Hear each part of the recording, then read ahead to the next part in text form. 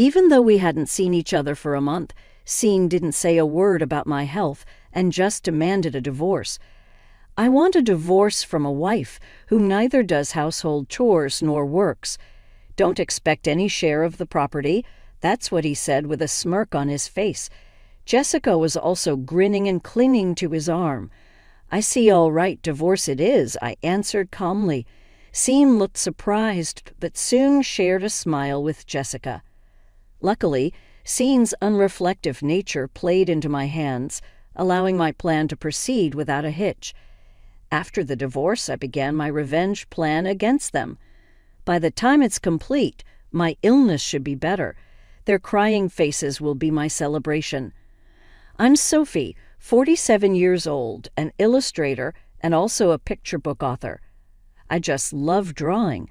I have 2 childhood friends, Scene and Jessica, both very important to me. Scene is also my husband. It all started when, after graduating high school, I was the only one who went to a different university. That's when Scene asked me out.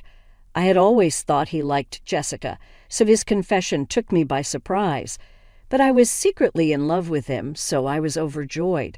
After some thought, I consulted Jessica before starting to date Scene. Jessica had been somewhat of a troublemaker since middle school, always coveting what belonged to others. Back then, she would steal other people's lovers only to discard them when she lost interest. This caused several issues, and her parents were worried. Still, for Scene and me, she was an important childhood friend, and we tried to spend as much time with her as possible. I married Scene at 25, but 4 years later, Jessica suddenly brought a fiancé, Matt, an excellent employee at a top company. Sophie, Scene, I've heard a lot about you from Jessica. I look forward to getting to know you better. He was a well-mannered man and soon became close with us. We would meet as a group of 4 during holidays, enjoying trips and searching for our favorite drinks. I thought our relationship was going well, but about 2 years after Jessica and Matt's marriage, our relationship started to crumble. It all began when Jessica got pregnant. Scene and I had decided not to have children. We admired families with children, but that was enough for us. However, Scene's behavior changed after learning about Jessica's pregnancy. He quit smoking, which he wouldn't stop even when I asked for health reasons, just because Jessica mentioned the smell. He even took paid leave to drive her to the hospital, clearly going beyond what a childhood friend would do. You know, if you stay too close to Jessica, Matt might feel uneasy. I warned him. But you're busy, right? It's terrible how indifferent you are, even when a pregnant childhood friend needs help, he retorted. I'm trying to help out, so I do the shopping, and when necessary, I run errands here and there. I think accompanying Jessica to the gynecologist is going a bit too far, though, I said to Scene, who frowned in response. Then he stared at me intently and answered with anger, Jessica wants me to do this. She says she's scared of the checkups. I can't let her go alone when she's feeling like that. If she's scared, she should have Matt accompany her. Going with her every time makes it seem like you're the child's father, I argued. You're not going to be pregnant anytime soon, so what does it matter? Scene dismissed my advice, becoming gradually more irritated, and finally snapped, Shut up. We rarely fought since our marriage, but ever since Jessica's pregnancy, we've been arguing more frequently. The situation didn't change after Jessica's delivery. Scene's time spent with her and her child, Mia, only increased. However, when Mia turned 5, an incident occurred. The night before Mia's preschool graduation, Scene was searching through the bedroom closet. What's wrong? Do you have a business dinner tomorrow? I asked, noticing his suit carelessly thrown on the bed. No, I'm deciding what to wear for the graduation ceremony. Wait, you're planning to attend Mia's graduation? Matt can't make it and Jessica asked me to come, he replied. That's just wrong, I protested loudly, causing Scene's expression to sour. I knew he sometimes picked up Mia from preschool, and I had also helped occasionally. That level of assistance was fine, but it was unusual for a father's friend to attend a graduation ceremony in his place, even if they were childhood friends. Are you still doubting my relationship with Jessica? I'm disappointed you can't be more supportive, he said. It's not about that, I said. Regardless of what you say, I'm attending the ceremony tomorrow. Don't forget to iron my shirt, Scene declared, ending the conversation abruptly. Left with no choice, I contacted Jessica. Hello, Jessica. About tomorrow? Oh, tomorrow? Yeah, I'm borrowing Scene. Thanks, but won't Matt mind? What are you talking about, Sophie? I haven't even told Matt about the graduation. I'll tell him after it's over. I was astonished. Jessica hadn't informed Matt about any of the press school events, and it seemed Scene was being passed off as the father. What are you thinking doing this? It's incredibly disrespectful to Matt, just because you're childhood friends.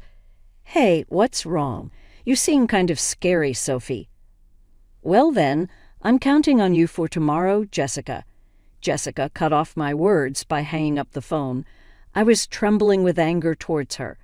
But in the end, I ironed Scene's shirt, prepared his tie, and properly saw him off the next morning to Mia's graduation ceremony.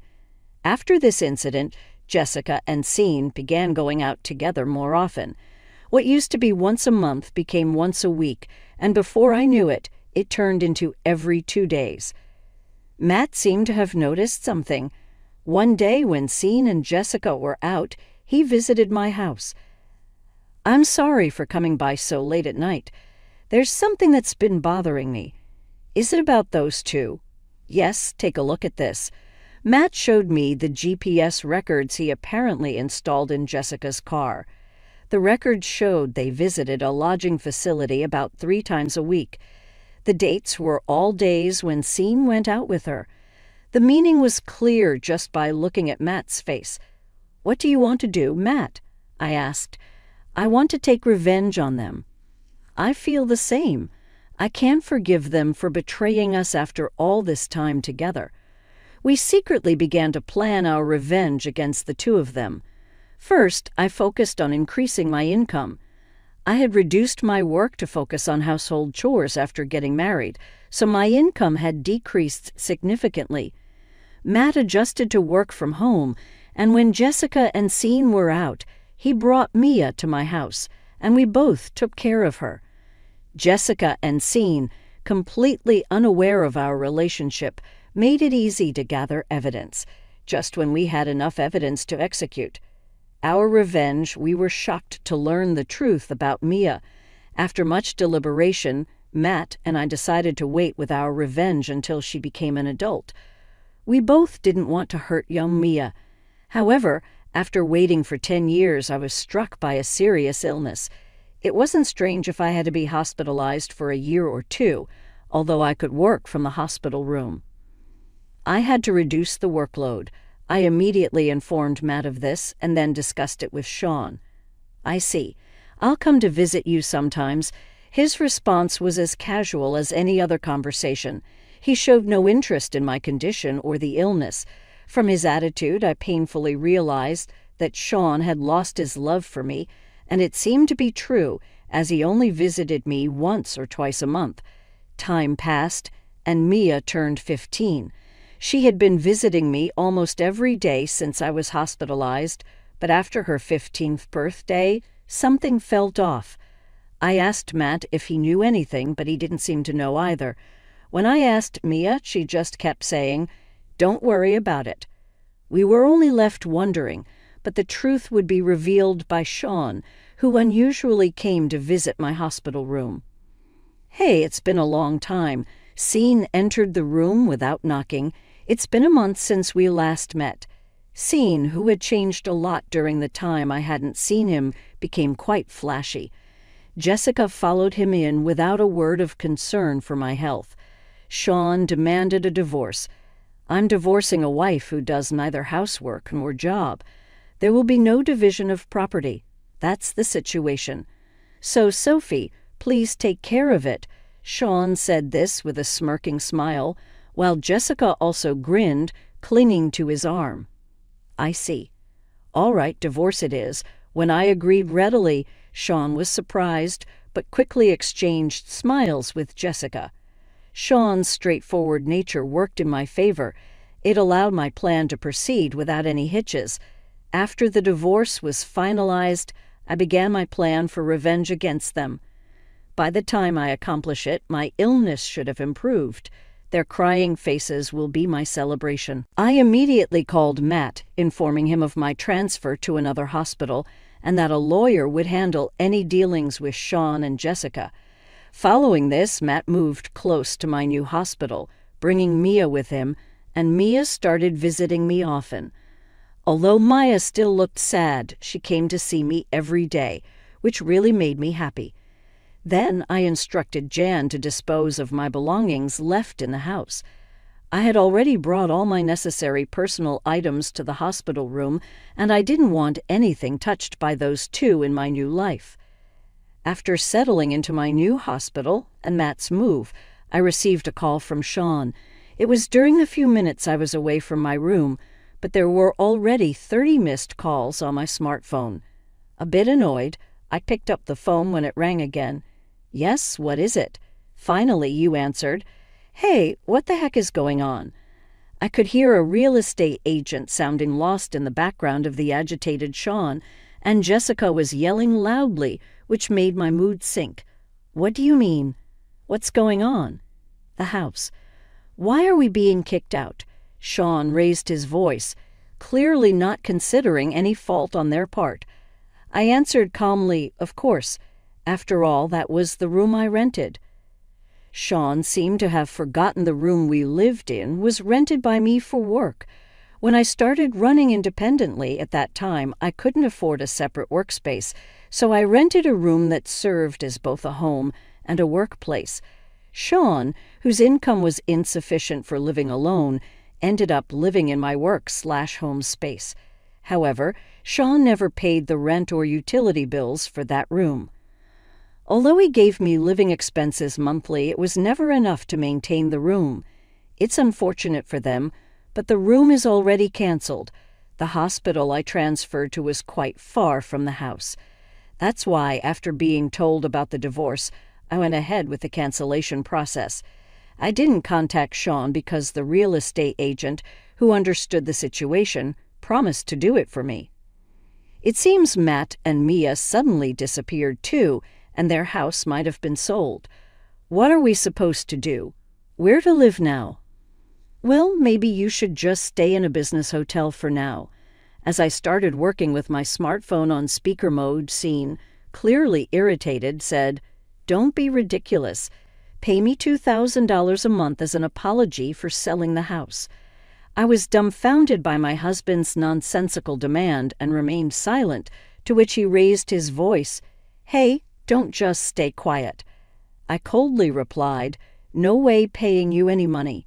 Sean looked momentarily stunned, but then raised his voice again. I was getting fed up.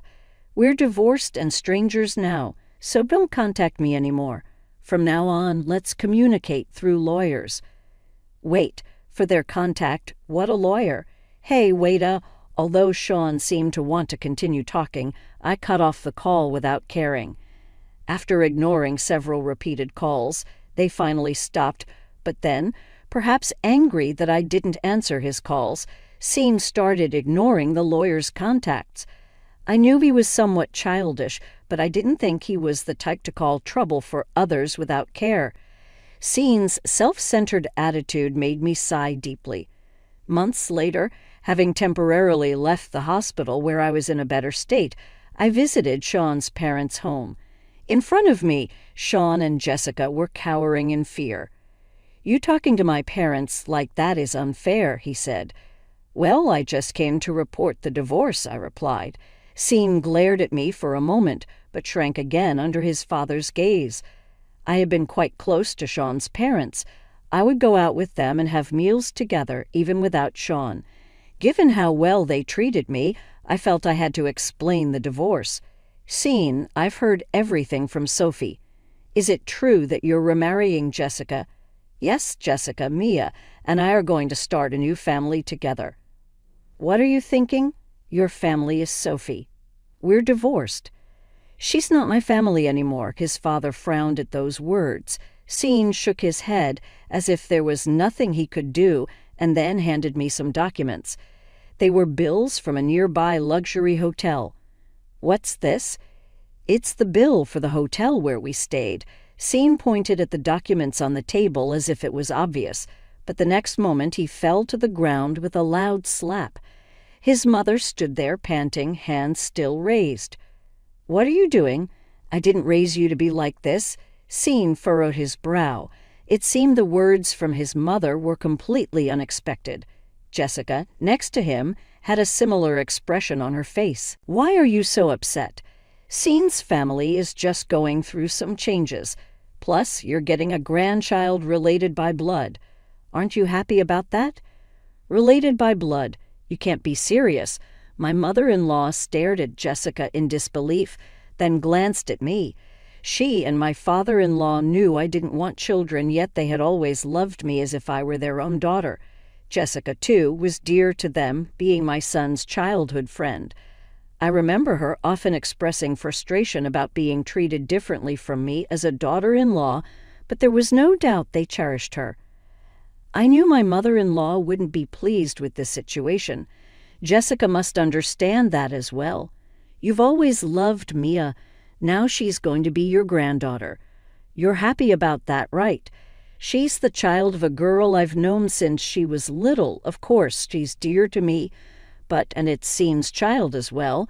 Jessica showed no signs of remorse. In fact, she seemed genuinely puzzled by her lack of understanding, which sent chills down my spine. Then someone who had been silent spoke up. "Stop it. It's disgusting." Mia, who had been fiddling with her smartphone in the corner, spoke without looking up. The room fell silent. "My father is only Dad. Whether or not we're related by blood doesn't matter. But Sean attended all the events for you." "I know all about that from Dad finding out after the events or being kept in the dark about them entirely. But Dad always said I was his daughter. That's why I'm his daughter, not yours," Maya said coldly to Jessica, then sat next to me, seemingly on the verge of tears. "I was worried you'd hate me when you found out, but Dad assured me you wouldn't. That's why I came here," Maya said, relieved, hugging me dearly. "The child born from Sean and Jessica's affair is a fact, but she's the girl I've cared for 15 years.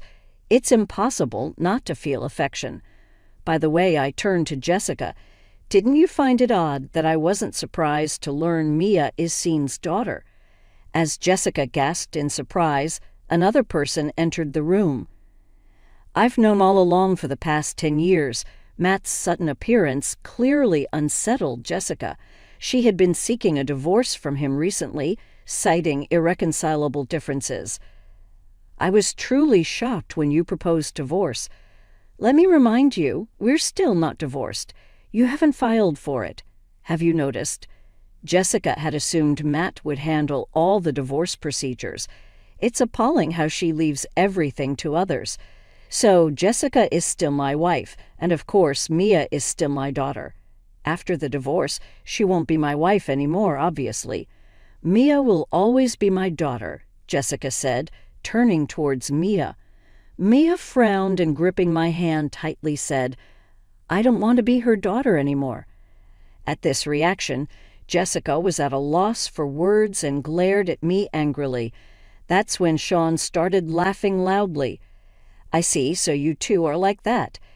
But even so, you can't live on Matt's income alone. Don't misunderstand, and Matt's income is twice what Jessica thinks it is," I said. "No way, you're joking. Plus, with your illness, it's impossible for you to work alone. It'll just be a miserable end." At Sean's big misunderstanding, I couldn't help but laugh. My sudden laughter made Sean's veins bulge in anger. "Oh, you didn't know about my income." I said, It's probably not much anyway." "Oh, really? I make $900,000 a year." Sean's eyes widened, and he stood there with his mouth open in shock. Jessica was also motionless next to him. "In fact, over the last 10 years, I have gained fame as a children's book author." I have published essays, been interviewed, and soon one of my works is going to be made into a movie. My income had skyrocketed.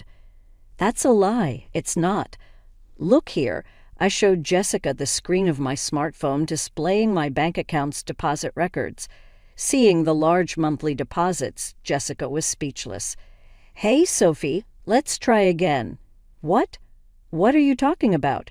Blinded by the amount of money, Sean and the furious Jessica, I watched their exchange with a detached gaze and said, "If you two are planning to remarry, feel free. It's your life, Sophie." "Hey, wait." Of course, I ignored him. I held Mia's hand, greeted my in-laws, and left their house. Later, I heard that Sean, who had been working at my father-in-law's company, was often going out under the guise of business and ultimately got fired. He tried to contact me several times, but since I always reported it to my father-in-law, eventually he stopped trying to reach out. Jessica got divorced and lost custody. It seems she lost interest in Sean, who could no longer afford luxuries, and she stopped chasing him. Disowned by her family, I heard she lives alone in an old flat. Having never worked after marriage and with a personality of pushing responsibilities onto others, she couldn't find a full-time job. Still, to earn a living, she seems to be getting by on multiple part-time jobs. Since entering high school, Mia has been diligently studying every day with the hope of attending a prestigious university abroad in the future.